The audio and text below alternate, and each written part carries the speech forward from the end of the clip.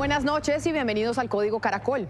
En medio del cambio de varios ministros se ha dicho que el principal motivo es la evaluación de la ejecución en las carteras. Sin embargo, la verdad es que detrás de cada cambio hay asuntos de la relación del ministro o ministra con el presidente.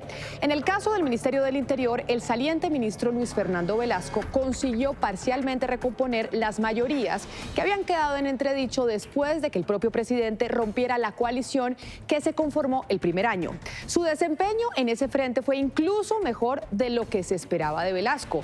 La razón del cambio fue el desacuerdo del ministro con el tema del poder constituyente. Tanto en público como en privado, como ahora, después del anuncio de su salida, ha dicho que cree que no es necesario recorrer ese camino. El presidente, sin embargo, cuando anunció su salida, dijo que la principal tarea del nuevo ministro era buscar un acuerdo político sobre ese tema. Presidente y ministro sabían por qué lo decía. Por eso, en cambio, el nombramiento de Juan Fernando Cristo como ministro del Interior va en esa línea con la intención del mandatario de generar un proceso constituyente. A pesar de que Cristo había dicho el pasado 29 de marzo en un trino lo siguiente, abro comillas, repitan conmigo, la constituyente es inviable, la reelección es imposible. Lo que sí resulta patético es ver la indignación de quienes hace 20 años aplaudieron y celebraron que Uribe se pasara por la faja la Constitución para reelegirse. Antes fue un desastre saltarse la Constitución, ahora también lo es. Pues hoy, el nuevo ministro, en sus primeras declaraciones, dijo estar de acuerdo con un proceso constituyente bajo las normas de la Constitución del 91. Por eso, su designación como ministro del Interior trae varios mensajes. Primero, un acercamiento con el santismo, sector con el que ha habido cercanía y tensión.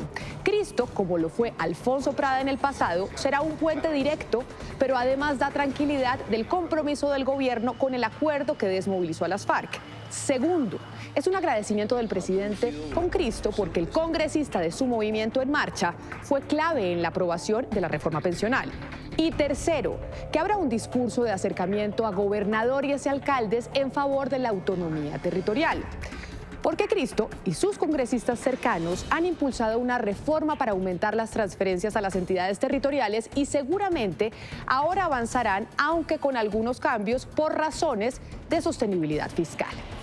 En el caso del Ministerio de Justicia, aunque Néstor Osuna negó públicamente que creía que había llegado la hora de dejar el cargo, lo cierto es que se lo había hecho saber al presidente. Personas cercanas al ministro nos habían contado que Osuna también tenía preocupaciones con el tema constituyente. Él es un jurista reconocido y creía que si el presidente insistía, su prestigio se pondría en juego. Aunque nunca hubo tensiones con el presidente, lo cierto es que a este ministro no lo cambiaron por falta de ejecución, sino porque se quería ir. Y en la cartera de transporte, a William Camargo, quien conocía al presidente desde hace rato, tampoco lo cambian por baja ejecución en su cartera, sino por diferencias con el mandatario relacionadas con la continuidad de las obras de infraestructura que vienen de gobiernos anteriores y el manejo que se le debe dar a las vigencias futuras que se encuentran comprometidas para su ejecución. El presidente insiste en que hay que encontrar un camino para redistribuirlas y encontrar eventuales nuevas fuentes de financiación para los proyectos, cosa con la que el ministro ha sido firme en que los compromisos adquiridos hay que cumplirlos.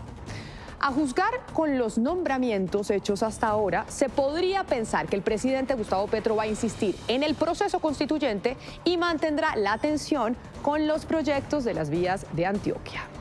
Hasta aquí el Código Caracol. A ustedes una feliz noche.